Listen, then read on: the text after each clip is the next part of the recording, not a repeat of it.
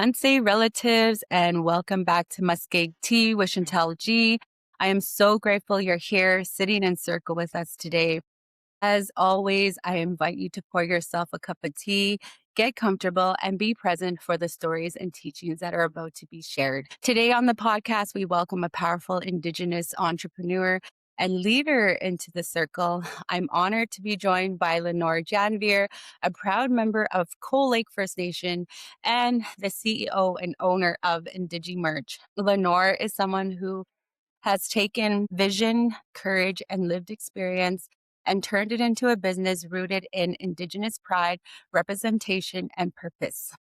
Through Indigimerch, she creates space for our stories to be seen, worn, and carried forward while navigating systems that were never designed with us in mind. This conversation is about more than entrepreneurship. It's about self-determination, resilience, and what it means to stay grounded in who you are while building something meaningful for your community and future generations. I am truly grateful to sit in circle with Lenore today and to learn from her journey. So with that, welcome, sister. Thank you for being here and for sharing your story with us. Thank you for having me. I feel blessed to be speaking about my journey today. Can you share a bit about who Lenore is and where you come from for those who may be meeting you for the first time? My name is Lenore Janvier. I'm Dennis Lenore here from Coal Lake First Nation. My journey hasn't been easy. I've been on and off reserve my whole life. I've had my share of time in child welfare growing up since I was like 6, on and off. And I moved home after I was done my entrepreneurship diploma from NAEP. And then it's really where my career kind of jump started here back home. I started working with Chief and Council as their assistant, and then I jumped into economic development shortly after. So I've been always kind of had my hand in business. I've my passion is to in First Nations governance, jumping right into politics as soon as I moved back home. Like I had this firsthand experience. I was such a greenhorn. I was just jumping into everything, just starting out my business, skills, applying that from my managerial diploma. And I worked for the band for a few years and then ended up going back to school in Lethbridge for my bachelor's in management, First Nation governance. I also studied First Nation governance through Athabasca U. I never formally finished my degree, but I probably have enough course to have a dual degree. There's a couple barriers with funding and whatnot, but at that time I was already working and had a hand in business development, and I was just starting my company. I've been with it soon. I'm sure I'll take it up again to finally get that piece of paper. I kind of in my journey, it's not always about that piece of paper, it's about our impact and what we can do. Well, it's basically what we can do right here, right now. It's survival, but coming out of that survival mode in a way. It really motivated me is creating that generational wealth and breaking those generational cycles. I was always told I couldn't do it by social workers and, always telling me I'll never amount to nothing or telling me what I can and cannot do. My limitations, I'm like, no, screw that. I'm going to do everything you said I couldn't. Absolutely. Oh my gosh. So much knowledge and so much experience. And, you're still young. You still have a long ways to go and to add more to your bundle, and just so inspiring. I just love that for you. What inspired you to step into entrepreneurship and create Indigimerch? Well, I kind of fell into Indigimerch, but I'll start where entrepreneurship, when I was in high school, I had this job at Canadian Tire when I first put myself back in high school. I dropped out for a couple of years. And when I was 16, I was like, okay, well, nobody's going to do anything for me. I started working, and then I put myself back in school. And I was already kind of caring for myself at that time. So I grew up really young, but I had an independence to me, and living a life, being independent for so long, it was hard for people to tell me what to do. To be honest, I looked up at these managers. I remember at Canadian Tire, be like, I wish I could do that. I want to be the one who calls the shots. That was kind of my starting point. And I got to mention my uncle Ron, my mom, and my grandparents, and all. They're both in residential school, so I'm the third generation. Well, the first generation not to experience that, but I did through in a way through social services. But my uncle, he was such an inspiration because he had his own installation company, and I seen the freedom he had. Also like he had his own vehicles, he had his campers. Like, he was able to do things, and he had a lot of respect, for making it at that time, and it was a huge impact. I'm like, like I could do that too. I want to do something impactful and be my own boss, but it doesn't start out that way. There's tons of hours and everything you put into it. Like I sacrificed a lot to just for my studies, but it has been paying off. Let me see. My daughter was just a baby, so she'll be 8. So coming up 8 years is when I first started to become self-employed.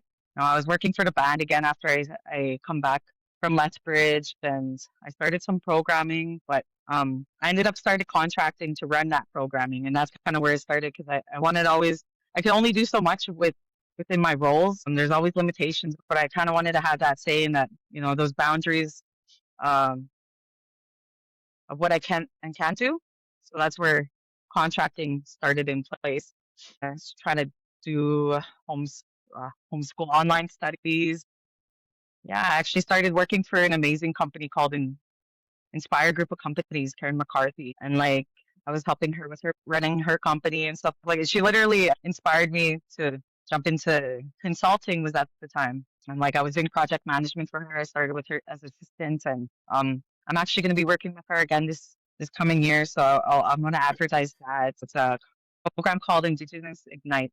She created everything, the modules, the whole program, the framework, and she was supported with some funding. So she got on top of like her contributions. But so she's starting this program. It's starting this month. I guess a pilot program, and then Mm. I'm going to be doing some training for facilitation here in the Cold Lake region for running some of those classes for entrepreneurship. So everything from starting your own business and the planning and whatnot. Very exciting. You sound very busy. Like that's the definition of a hustler, a Indigenous Yeah. hustler. And it sounds really cool. And I'm really looking forward to when it gets launched and when you start getting out into the community and advertising for that. I'll have to pop in and check it out. Yeah, it's gonna be quite quite interesting. Yeah. It's like the first time something like this has come to the First Nation. Is that correct? Well, she's good at she's working out of Edmonton, so as like there's a few facilitators that are going to be doing train the trainer program, Okay. and then she's going to really launch. March, I believe, is the new programming date. Okay. So they're going to do the pilot, so it's going to be revamped too. Every time it restarts, we're going to be looking at how we can better it and getting the feedback from participants and whatnot. But it's all Indigenous run and led, so I'm pretty excited for that Okay, to be cool. freezed out. And how long is that go for? I believe 6 months. Okay, right on. Was there a moment when you realized you needed to create your own opportunities rather than wait for space to be made for you? Basically, yeah, like I'd always look for different opportunities, and I would be the one creating opportunities, like even within roles I've always tried to create opportunities for others and kind of address those barriers. That's kind of what I do with the consulting piece with Indigimerch too, right? Like creating employment opportunities, but as well, like, taking up those spaces that our Indigenous people aren't really, we're never allowed to be in the past. Yes, that's right. It makes me think of fashion shows, how much the fashion like show in well like that industry has evolved once, our people started adding our own flavor and bringing in our women, our men, our two spirits and just indigenizing it. It makes me think back to when Tony Tatusis and his wife Melissa Tatusis they hosted what was it, the Four Winds in Calgary, and that was what 2022. And we had indigenous models coming out, and there was that one indigenous woman. She was younger. She came out and she was dancing, Yes, Kapala dancing, and yes. that right there was so powerful and it has so much meaning to it because, like, yes, that representation of this is who we are, and no one can take that from us. And just waking that spirit up again. That was such a like I was with you, and I just Yeah, want to thank you for that opportunity. Like it was so fun. I really enjoyed myself. right. I always think of that, it's like revolutionizing, indigenizing spaces. Yes. We're in a time that like everybody's like trying to, how do we reconciliation, how to do reconciliation? Like I do that. I use Indigimerch to like share those stories and educate people. I look at these garments as talking pieces, Mhm. and like people start asking questions and like, what does this mean? Or what's this behind this? Or can I wear this? What's appropriate? Yes. And like using that educational background. I have just my passion to share our stories in a meaningful way and like, try a non-judgmental way too, right? And being Mhm. approachable, and there's still some people who may be a little bit ignorant, but those aren't the ones I want to, focus on, even through like in consulting and things like that. Like there's opportunities. Been doing some, I was doing some strategic planning. I fell into strategic planning, my journey, basically, a lot of these companies I worked for, and then started doing that for other organizations. Like, really, how do we indigenize these spaces and policies? How do we accommodate, like, and our Indigenous organizations running things properly and with those values, those beliefs, our teachings? How can we bring that into our day to day life? It's building on Mhm. our, even intuition, intent based decision making. It's we're in interesting times, and Yes, yes, things are changing and it's intense, but we're going to go into entrepreneurship and purpose. What does Indigimerch represent to you beyond being a business? sharing stories, I guess you could say. Like even I'm kind of known, like was one of the first Indigenous companies here in the Lakeland area to start supplying orange and red shirts. It was something I never thought I would have done, but it was kind of the timing. It was 5 years going on. This year will be 5 years. Spring up, be running Indigimerch, and like at that time, there's March, April. Like I remember I made one sweater for my son. I got the cricket and everything, and like I'm like, I want to do something with this, and I don't know what. And it was like a starter package, and like I made that for me and my son made this sweater together, and I posted it, and then people are like, "Why you could do that?" And that's literally, I started doing a couple more shirts, and then people started asking for orange and MMIW shirts. So it was like I never had it in my business plan or anything like that. It just kind of fell into my lap, and like that was the time those babies were found in Mhm. Kamloops. So I remember that July, everybody wanted shirts for that July 1st. And that's where it was basically born. And I was like, you know what? Like I've always been kind of an activist and speaking to Indigenous rights and things like that. So like I was able to use that as an outlet to still, speak about our truths and the hardships and things like that we face. Just thinking about that. So my late Japan, Mabel Victoria Hope, she was a residential school survivor and I was 9 years old when she passed away. And throughout that time, nobody in the family ever talked about it. So I didn't even know that she was a residential school survivor until 2026, or sorry, Oh wow. 2016. So it's Yeah. 2016 when I found out that my Japan was a residential school survivor, and finding that out, it really impacted my healing journey. It was like I was able to finally start my healing journey because then it all made sense. It all made sense Mm, as to why my family was dysfunction, why we hurt each other, why we talk bad about each other. And I mean, there is love there. I'm not saying that we don't love each other, but there was a disruption there. And so I never understood why until 2016. And so when I started my healing journey, that is when I started teaching myself more and getting educated. And like you said, now becoming an advocate. yeah, that's what I meant. Advocates. Yes, I said activist. So Yes, activist, advocate.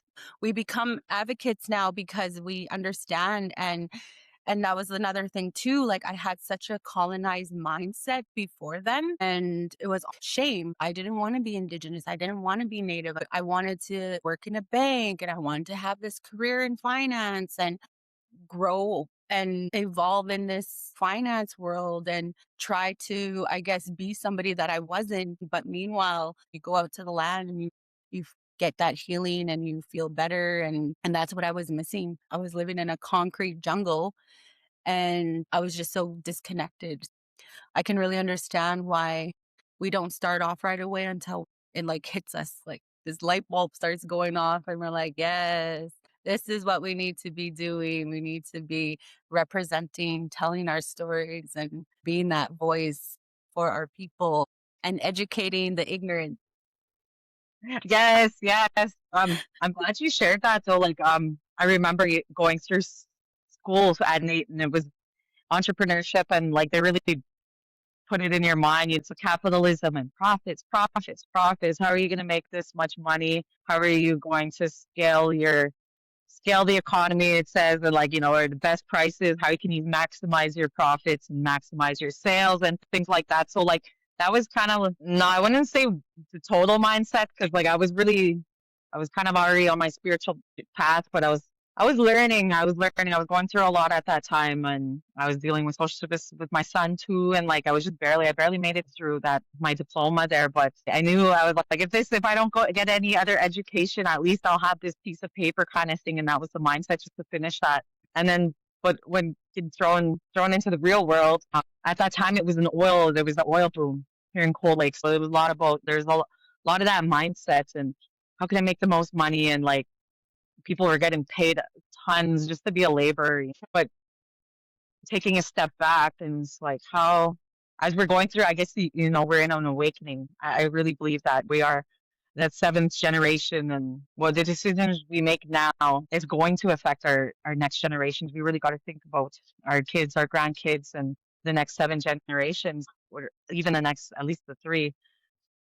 Mm-hmm. Um, and what's going to be there for them. And it's not about all profitability. It's more like, I want to say, a soulpreneur. There's this new term coming around, soulpreneur. So what is your soul purpose? What do you want to do? What can we do that contributes to this economy, not specifically mainstream? Like, how can we build our own Indigenous economy in which we keep the monies within our Indigenous communities, or if we can't do that, like throughout the country within Indigenous communities and Indigenous families, even coming back to those bartering systems, creating those foundations, because this economy we're in, it's very unstable right now. As a business owner, it's uncertain. And I've seen the revenues, if it comes and goes, everything comes and goes. And it can be steady for a little bit, but like even multiplying your revenue streams and doing different things, like I don't just do Indigenous, but I'll find a little odd contracting jobs where maybe something with business development or whatnot, and really like I'm just keeping that income going in different avenues. And a lot of people, there's a lot of healing and wellness and things like that, where people are taking up, and what's important for our contributions, but what's going to make us happy? What are we going to enjoy? And then that was like one of my soul purposes is like, where do I want to be, and what do I want to do, be happy, and what can I have the freedom? And that's where entrepreneurship always came into. And like, I don't want a 9 to 5. I've done that. I've done sacrifice that for years. And then it's like coming to a place, even when your mental health, your balancing your mental, spiritual, emotional, physical, and being able to cope when all these crazy storms happen within Mm-hmm. business, within personal life. You have to be able to manage all of that and still kind of try to be level headed. I wasn't always level headed. Sometimes, like I'll be waking up crying. Yeah, how am I going to make this? I got to pay all these bills to pay by Friday. How am I going to come up with $1,000, $2,000? But as I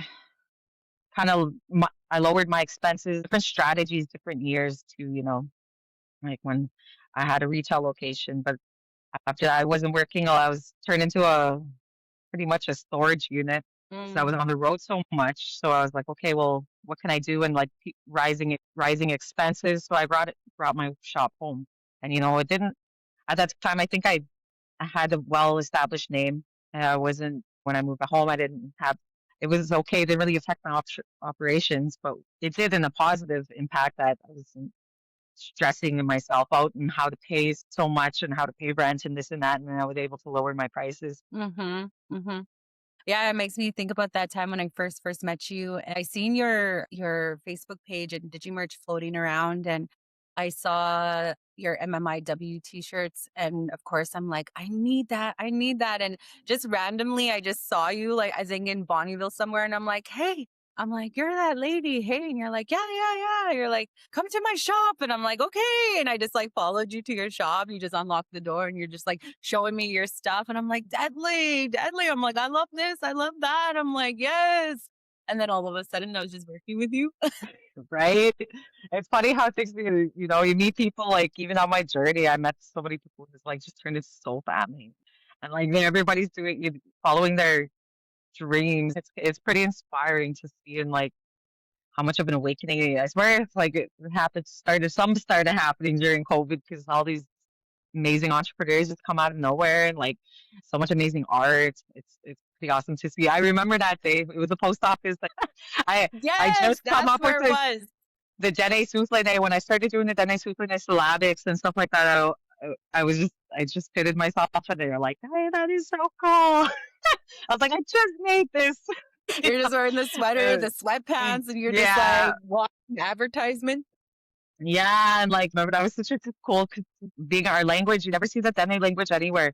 And I see Cree and the Cree syllabics, and then you can just go in and type in like whatever, and it'll pop up in Cree and syllabics. But Dene, you can't do that. And there's starting to Mhm, be different resources, and but two that we have quite a few different dialects.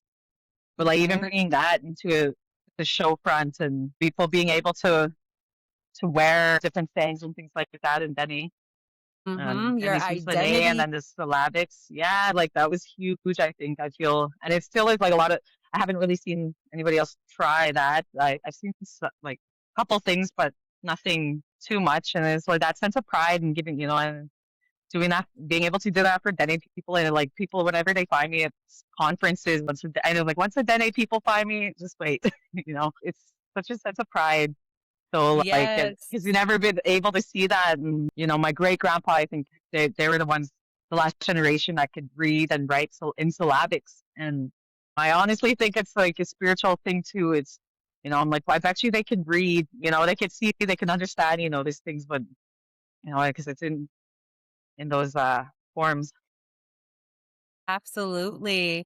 So, how do you stay grounded in your culture and values while navigating business spaces that weren't built for Indigenous people? Like trying to lead with integrity, but too like once in a while, if I can, I'll go attend ceremonies and things like that. But I try to smudge as much as I can. I do remember anything with I pray a lot, even just myself or things like that. In my head during the day, even when I'm in my work, like sometimes I'll pray over some because sometimes it's sensitive things, shirts or memorials, MMIW. Like I work with, and I just want to send off good energy and Mm-hmm. things like that, and try not to get it down. So I'll pray over my work and things like that, and sending it off, and just trying to keep level headed, right? Like if Mm-hmm. I need to recognizing when you are like super stressed out.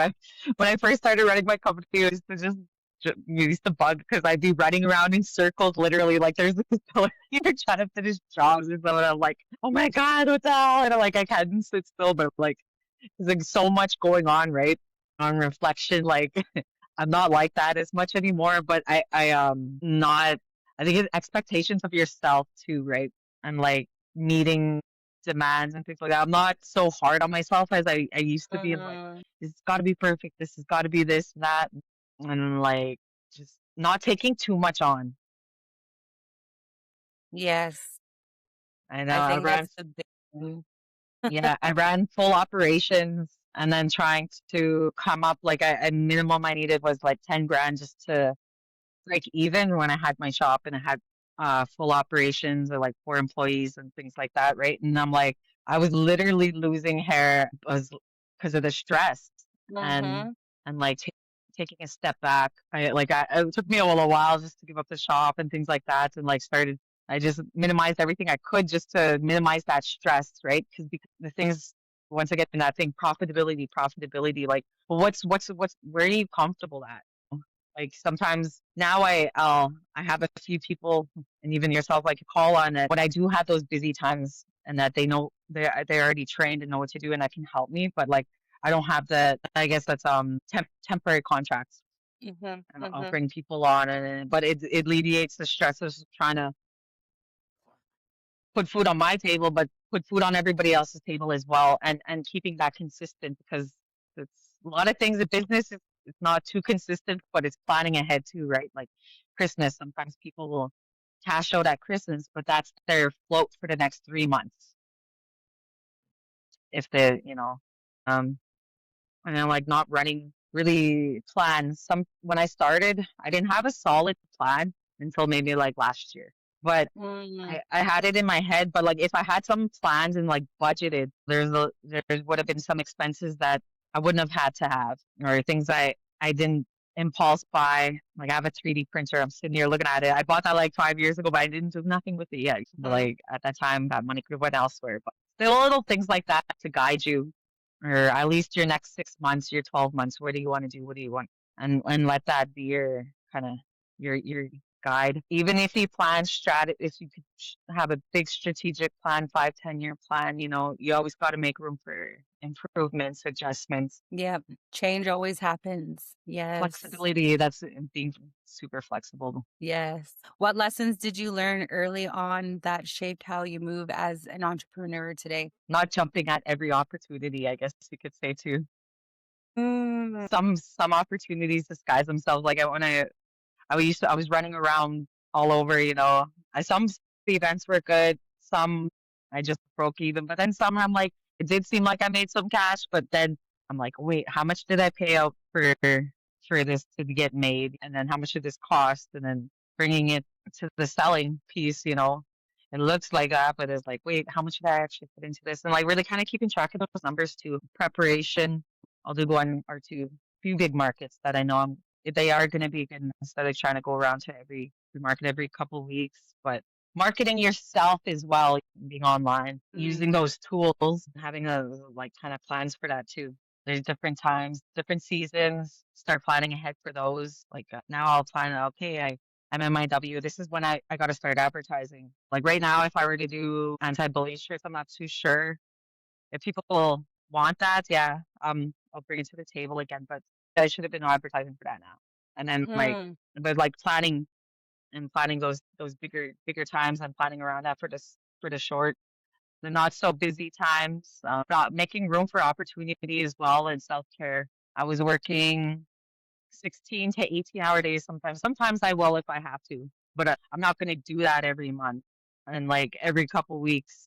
'Cause that really does take a toll on your mental health and having that balance.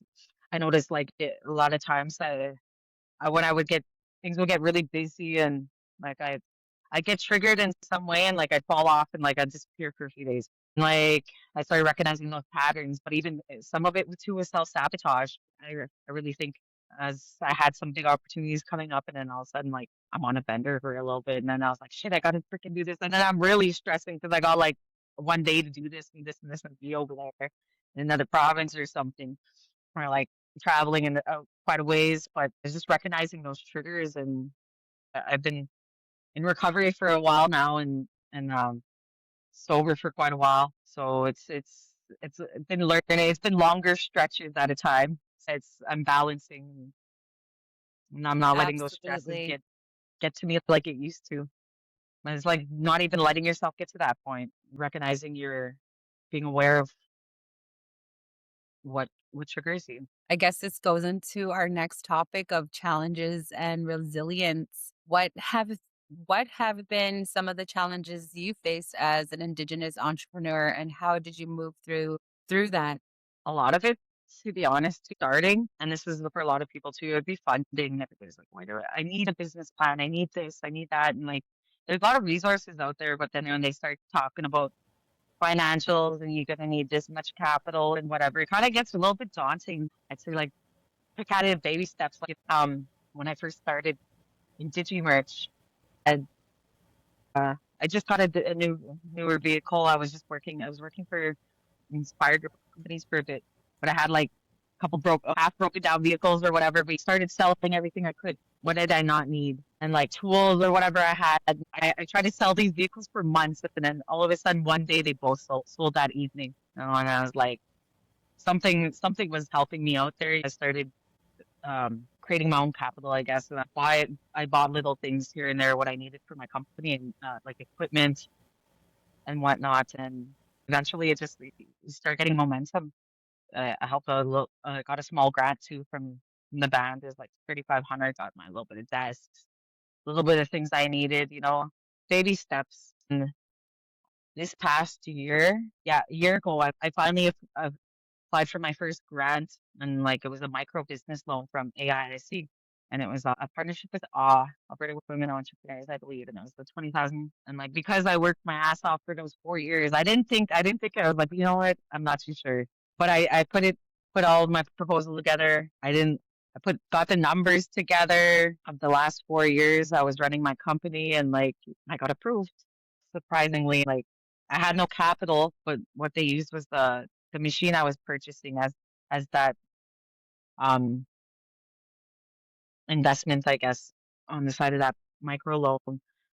So that was really awesome. And there are little places now to be trying to deal with the banks, but that's another journey. I guess that's another goal is started getting actually some more capital and some space needed, outgrowing my workshop area here, but it's always a blessing to see that. Oh, yes. When things feel heavy or uncertain, what keeps you going? A lot of blind faith. It's like anything you're doing is you're taking a leap of faith in yourself. You got a vision. It's like following that vision. It's just coming back to that, being able to center yourself and being balanced within mentally, physically, emotional, spiritually. If I feeling really stressed, what can I do for some self care? Oh, maybe it's just taking a bath, a hot bath, meditate, taking a day off. Sometimes we have so many pressures, and it's like knowing when you need a break before you do break. I was so burnt out running around for a few years there, and I took a step back, and then I was like, hey, what do I need to live comfortably? What do I need? This is my expenses every month. That's why I was like, oh, maybe I should start doing consulting and like manifestation. It's real. I manifested. I got, like I say, that direct to film printer. I got a dual press behind me here, and like that, I was on my list for like 2 years, and then one time I got somebody I knew. They're like, "Hey, you might be eligible for this grant," and I was like, "I don't know." They're like, just try, just try. So I did, and like all that encouragement, and it happened. It worked in my favor, and having following your vision. There's always a lot of things I didn't. I take it to you make it. Like I just like I knew this is where I want to be, or like if I ran a program or this and that, this is the kind of the end result, or this is what these goals I want from there. And then like you start on that path, that journey, and then it's like you attract those people, places, things that will help you contribute to your cause, to your purpose, but whatever you're trying to do. Nice. That's some alignment, I guess, in a way you would say. And it's like Mm-hmm. I'm not too big of a journalist, but I was like, if there's something I want, I'll like write it down, kind of focus on leading with that intent. What do you want to get from anything you do? Mm-hmm. Even today coming into this podcast, I'm like, okay, what do I want to share? What do I want to get out there? What's my intent for today? And saying that prayer and hoping I'm saying the right words. Yes, that was me yesterday when I was driving to Edmonton and thinking about what am I going to say? I'm being filmed. And so I started tapping. I started tapping my side of my hand and telling Hmm. myself, like, I am worthy. I am valid. I am smart. And what I'm going to share, it's going to be important. And another thing I kept saying too is I'm calm. I am Mm, calm. I am calm. I am calm. And I did that on both of my hands and just, just trying to like ground myself, ground my nervous system and just walk in with like confidence. Overall it turned out great. Um as I was like speaking, you have like background people and every once hmm. in a while they're like, like tell it like nodding their heads, like Yeah, agreeing with what I'm saying. And so I felt like, yeah, all right, I'm on the yeah. right track. So yes, Right it on. was good. And it's really important for self-care. Absolutely. Yes. How do anxiety. you yes, exactly. For me, that's one of my things is anxiety, and so that's Mhm. why I was, like, just tapping. I'm like, "Okay, That was calm a down." huge, I guess that was my one of my biggest challenges is dealing with us anxieties and I guess fear, self-doubt, all of that. Would you say like imposter syndrome? I would say that was too, like, but it's like, okay, it's okay for us to take up these spaces. It's okay. It's okay for me to share, have a voice, and hoping you those blind faith. Hoping you're doing the right thing. It's just I'm believing you're being guided. You're guided into the spaces that you're invited to and that journey you're on. Yes, our ancestors, we are the ones our ancestors prayed for. Yes, And we yes, have to remind ourselves. And, when we show up to these places, it's like, knock on that door, like Creator sent you because they did. Creator yes. did send us. Like we are here for a reason. And I just love that. Yes, those reminders. I just got goosebumps saying that. Yes. That's See, facts. that is spirit right there. Yeah, Like, you got this, my girl. yeah. We might need a kick in the ass, but get out that door. But Exactly. Yep. stepping out of your comfort zone. Yes. So, how do you balance responsibility to community with the realities of running a business? I try not to make commitments where I know I can't. And like, like with being an MMIW, red shirt and orange shirt, everybody's like, what are you giving back to the community? This and that. Like the reality, the first couple of years, I was so much in debt. I put so much, everything I had into my company and like, but I try to still give when I can. And I wouldn't really give monetary, but I would donate merch. And I still do that. I had an abundance of orange shirts last year. I still do, and I'll do that again.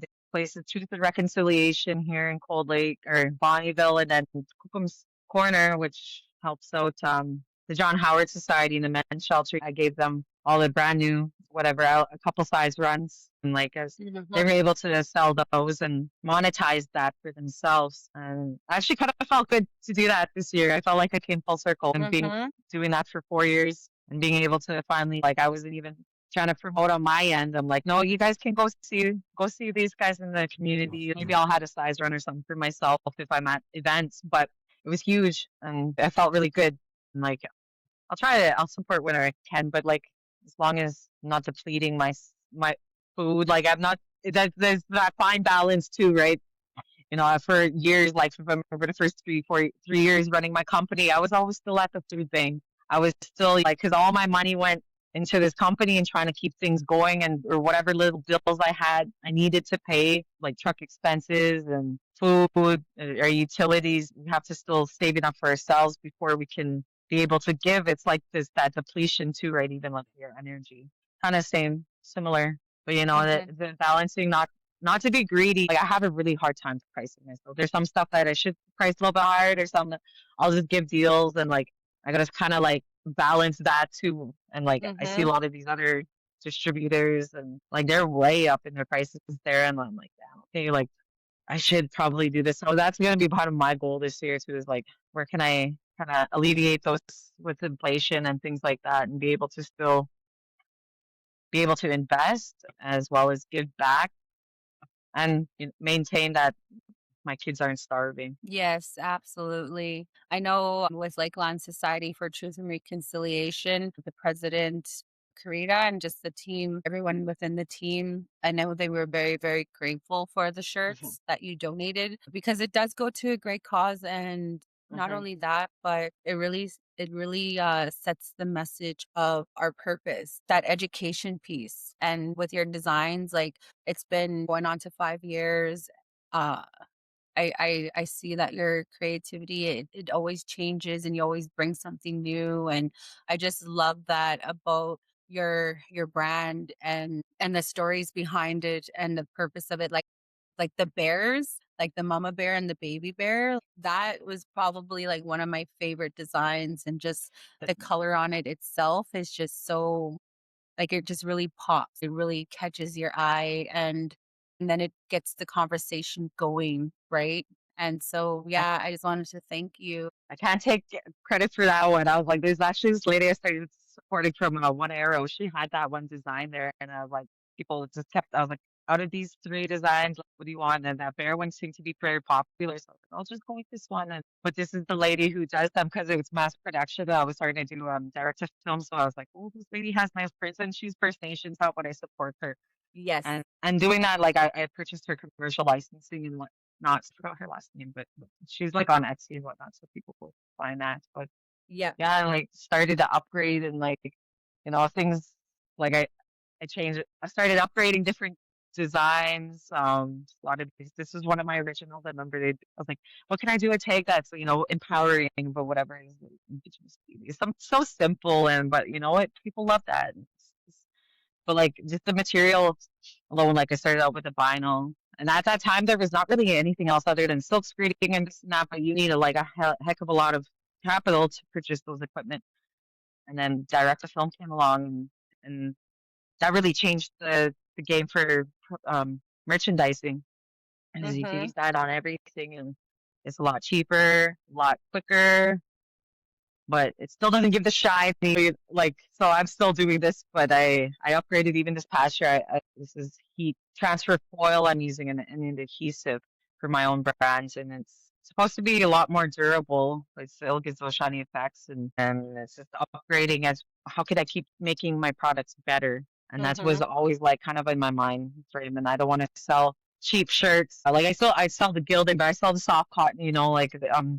And providing that quality and like trying not to like I talk about mass production. A lot of people like could have sent these design. I got these other warehouses to make it, but it's like it loses the authenticity and like that energy that you are putting into your work. And it's like And then what you is also want to comfortable. make sure that what you're putting out there is going to be good. I know like Yeah. the couple of times when, well, like last year when we were doing the tote bags, right? We had Mm, like 5,000 tote bags to do for the elders conference. And sometimes they wouldn't, they would melt yeah. not properly or it'd be kind of off. It wouldn't be centered. And I'd be like, Yeah. what about this one? Do you look at it? No, we just hang it off. We hang it over here and then whatever, right? And Room so for I like, error. yes, That's with anything, if you work in any, there could be errors. You just think back to that spirit. They talk about a spirit bead and the beading, and they have like some people purposely put one bead off. Sometimes there is just that one happen, but they can identify their work. But it's also like a humbling thing that everything's not 100% perfect. And you notice that too so a lot of those bags that we got, some of them are like sewing real weird. That happens a lot with shirts, things like that. And I'm like, I'll just have to eat those costs. But it's like that room for error. And like these big companies, they won't say that. They won't admit it. They'll just send you whatever. And then unless you say something, they'll refund you or whatever. But it hmm happens so much. And like sometimes those things, it's like, a donation, giveaway. But like, yeah, it's just that always that room for error. And it's okay. And like our measure, what's your measure of success? Like I would like thinking even with projects, with business, everybody is different. absolutely. Let's get into representation and impact. Why is Indigenous representation and visibility so important to you through your work? Because it was never there. I can only remember. Okay, so it when I was going to school at NAITS, I graduated in 2012, and like I remember walking through Kingsway and these places, and like that would be so cool, if we had our own Indigenous brands or like our own. I think Muckluck at that time just starting, or it was just privy to that prior to that, and like for Manitoba, Mucklucks became a big company, and like that there was no Indigenous representation. I was like, how cool would it be? I kind of wanted a clothing brand back then, and then nothing. I just got into politics and a career in that way after my schooling. But like I taught myself Photoshop and these different programs. But little did I know, but 10 years later, I was actually going to pick that up again and really go with this clothing brand, building a clothing company. And I've seen my stuff. Like I had some stuff up the river. I've vended in malls now before. And like, there's so much more Indigenous representation. But I remember when that was only like a dream. Like, that would be so cool if we seen our own earrings or this and that in these stores. Cause it was like a foreign concept then pretty much. But, hmm going to school and like, there's a lot of people like a lot of doing their own thing at the time. And then, but building to now, a decade later, how much it's changed, and it's pretty remarkable. For me, it's like finally, it's, Yes, yes. it's 2026 and we're like the representation, I feel like it's becoming more, I guess, common now, which is great, Hmm. but it's taken so long for us to Hmm. get here, and we can't stop. We just got to keep pushing and keep moving and keep producing. And I think one of the things that I love is when I'm out in community or I'm at events, and even like scrolling through TikTok, like recently saw, I believe her name is Eagle Coach on TikTok, and she was wearing this sweater that I'm wearing Yes, now. yes. I see that too, and I'm like, And hey. yes, when I saw her wearing that, I'm like, "And did you merch?" Like, "Heck yeah, shout out." And then we have Lumber Snack, Chris. Every once in a while, I'll see him at events like round dances or markets, and he's rocking your MMIW sweaters, the ones that has like the shiny Yeah, metallic reds yeah, and the handprints on the sleeves and the hood. yeah, He's like walking advertisements and like, of course, I'm like, shout out to Indigemerch, right? So it's just seeing that, it just makes me proud for you because I'm like, I know how hard you've worked to get where you are and like struggles and the challenges just to keep going and and you just keep doing it. So yes, I'm just so proud of you, girl. yeah. Thank you. What does it mean to you when people wear and support your Indigi merch? It's inspiring. It's like around here in Cold Lake, I can't really drive around without seeing my decals handprints, or there's the feathers supporting in Every Child Matters. Like I always see them still, and even I see a couple in Edmonton. It's pretty cool.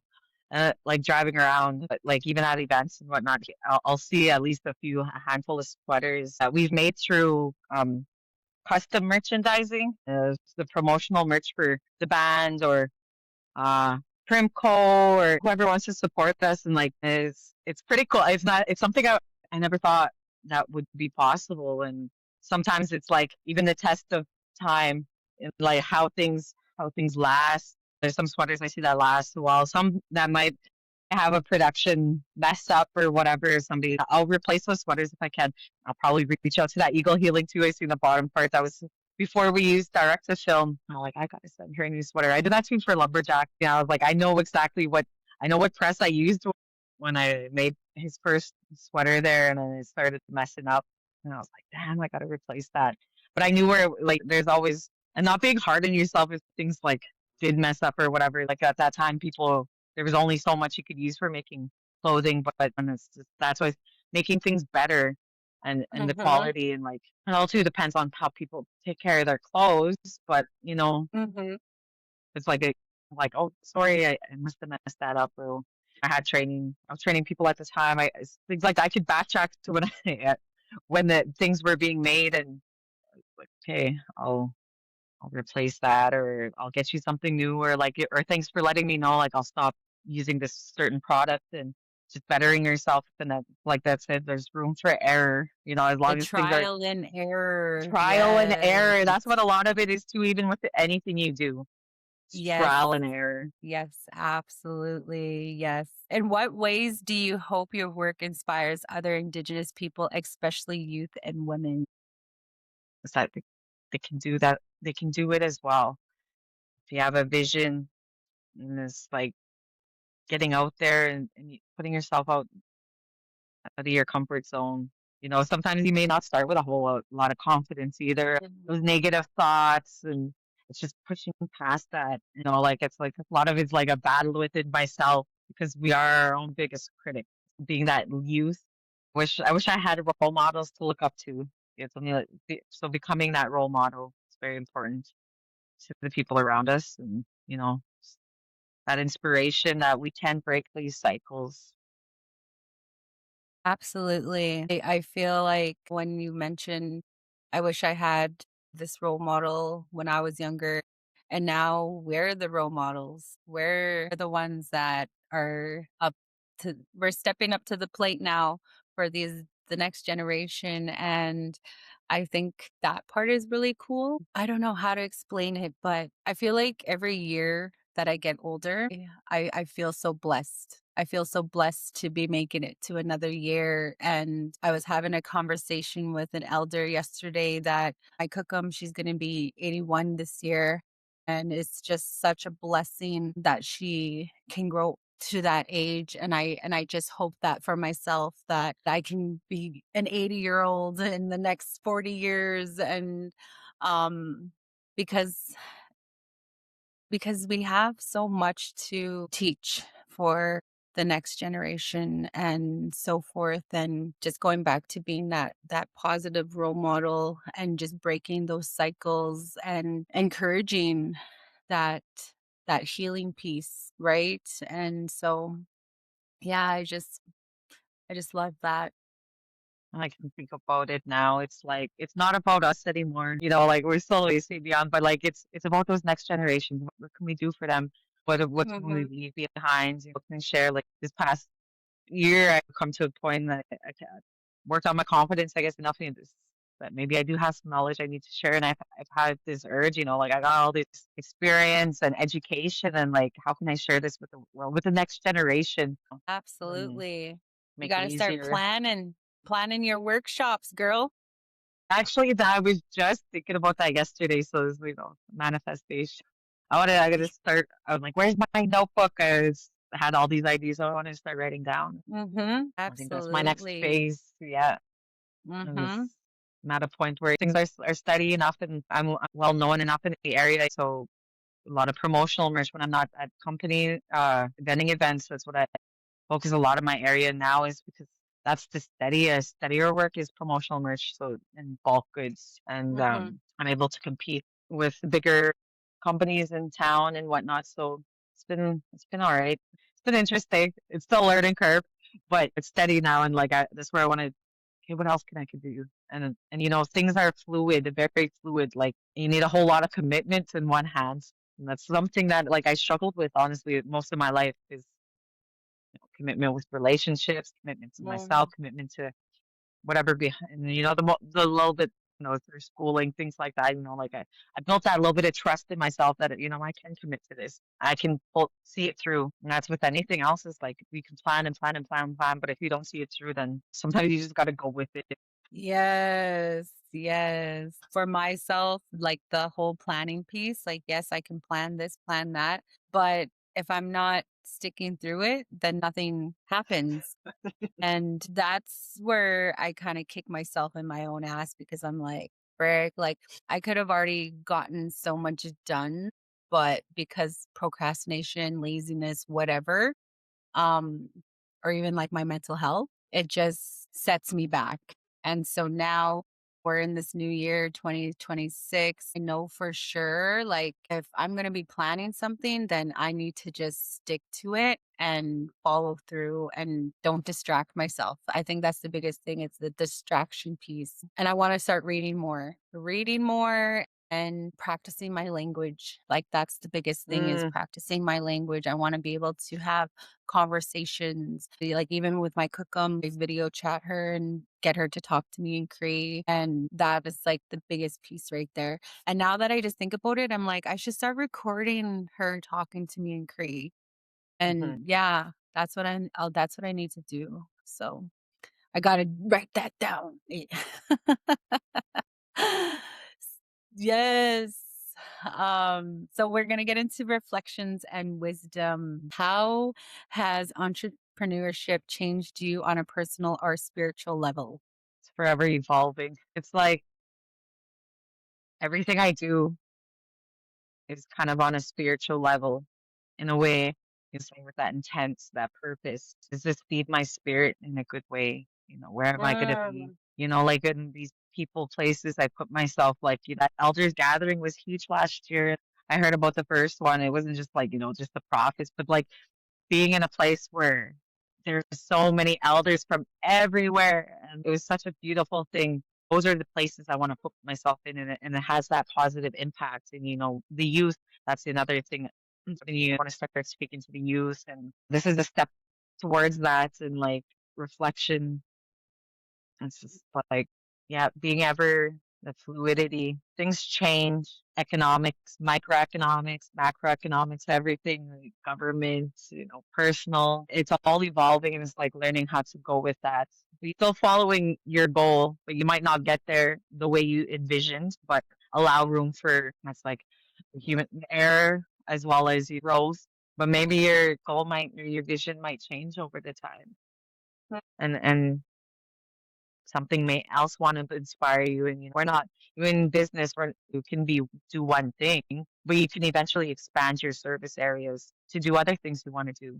Keep building on those. And I was always like to kind of I got like 20 different plans or these are the different designs I want to do. Like but like focusing on that one thing at a time and baby steps. So you're like you're building it, but it's got your full attention. So you're not scattered in so many areas and see that was a huge thing I had to learn. I wanted to do so much, and when we're motivated, you want to do everything at once. But it's where I kind of was like, is what's priority right now, and what do I got to focus on in the next few months to get me to there's these next areas. What teachings or Oh, values guide you when making decisions? what fundamental values do you have within your life? A lot of it can be like some people go to the seven grandfather teachings, and then they make their decisions based on that. But like for me, as the more intuitive I became and learning to trust my gut, that's where any decision that comes through now.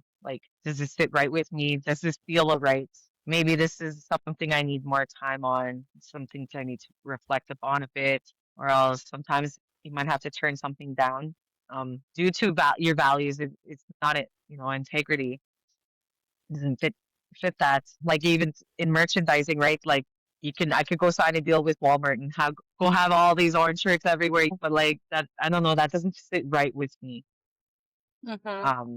And that mass production and like ability and like everybody to the profits, and that's when you're in business, that's what it always comes down to in this colonized capitalism mindsets and whatnot. And it's like everything doesn't have to be about that. Like what feels good. Sometimes we could take a pay cut, like if things like that. I'll work with a company or an organization and like I may be getting paid a little bit less, but what is the output?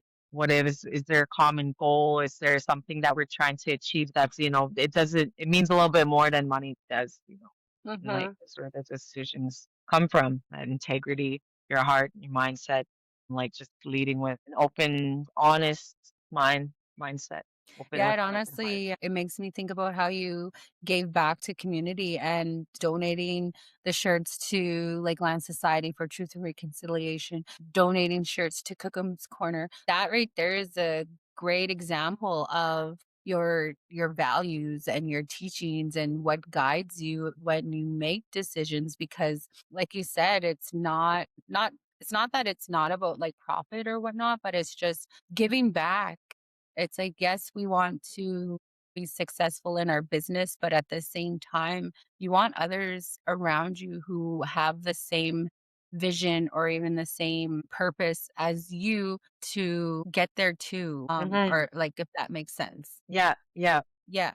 Yeah. So that's what I was just picturing in that moment of your It's values like, yeah, because you I could take all these sales right out, like I was like I wasn't hard up for cash or whatever at that time. I had some bulk goods, bulk merchant coming through, so I'm like, oh, here, if these guys can benefit, take it. There you Mhm. go.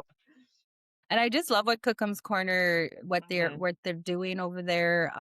It's really helping our people and even our unhoused community members, right? And so Hmm.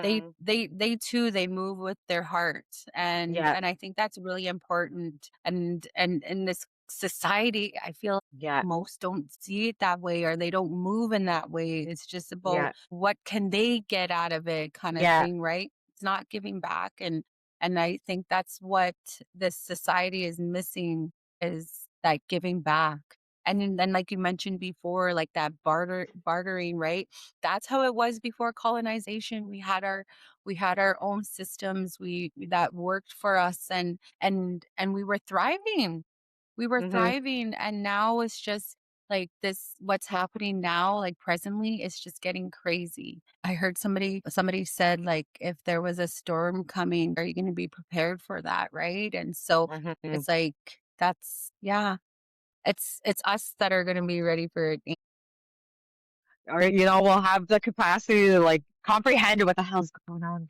Sorry, what the heck is going on around us. Like protecting yourself and protecting your energy is huge, especially dealing with anybody or these places. Society itself, they've got all these negative Nancy's online, keyboard warriors, and like, Mhm, but like even putting ourselves into places like as an empathetic person. I never realized I picked up everybody else's energy around me. And like going to these events, I'd be just shaking afterwards. And I didn't know why, but it was because I was picking up everybody's energy. I started really thinking about protection and like carrying even just something like sage or something on yourself or having cedar around my table. And, I carry ribbons now too. It's just protecting your own energy from those things, but also being able to like save that energy for people who can, we can bounce that energy from back and forth to each other and like in a positive way. And that creates that ripple effect in that positive.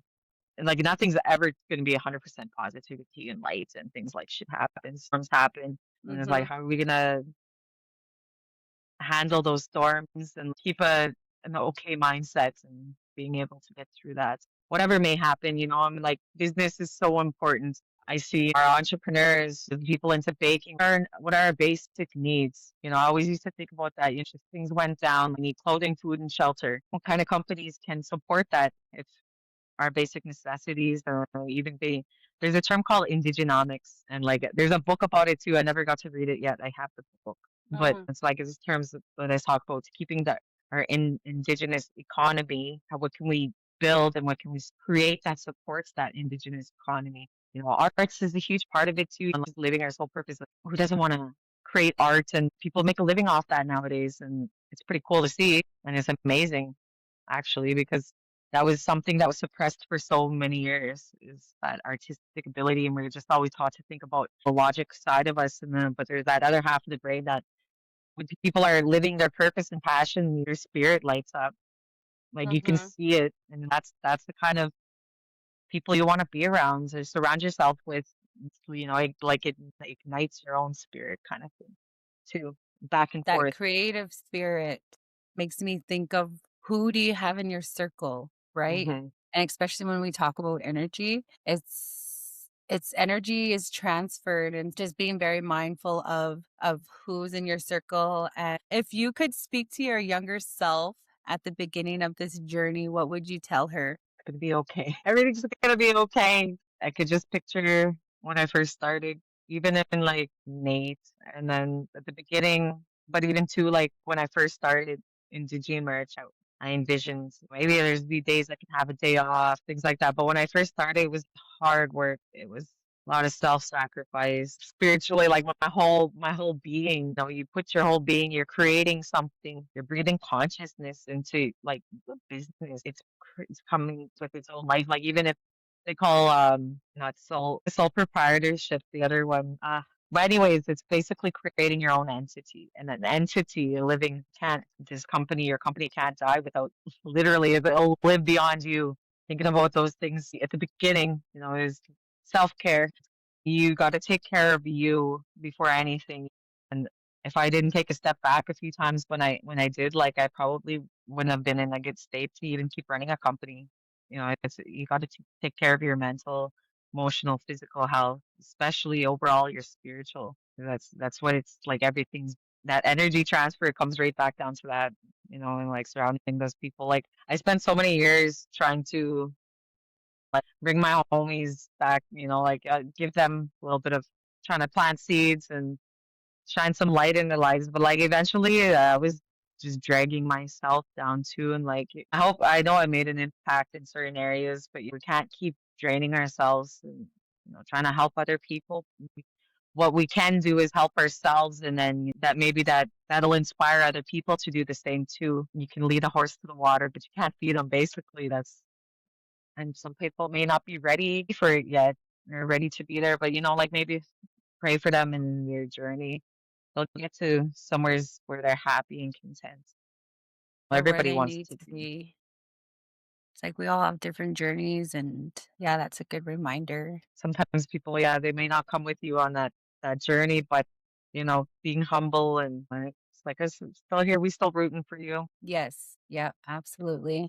So we're getting to the ending of our session. And before we close, was there any final words that you wanted to share with our listeners, our youth, our women? Any final words? Don't be so hard on yourself. This term I keeps coming to mind is the measure of success. So like the colonized mindset measure of success is how well we're doing, how big of a house we live in, we have nice cars. That's all materialistic being. But within running companies, whether it's a measure of success, it kind of that needs to change a little bit. It's like, hey, are we meeting our goals though? Like, can I pay the bills? Can I do this? Is this maybe there's some changes that need to be made, but like our measure of success is different as Indigenous people than it is to the other ones out there. And like, am I moving forward? Sometimes we do take two steps forward, one step back, but are we still meeting?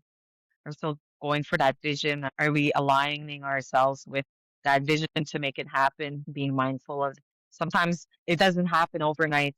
Like it took me 5 years. I'm coming up 5 years now, and I'm still finally starting to be comfortable not having to worry so much and like about food on the table and lots of things about that. We have to be enough, be the place where we can provide for ourselves and our families, but then be able to like expand beyond that. And that's like that, that model there, taking care of our basic needs. And then we can think about taking care of the others around us, and then like it kind of goes that high. I want to the hierarchy model, but it's actually originally a Blackfoot teaching that Maslow's whatever. But like they even think about that business wise, right?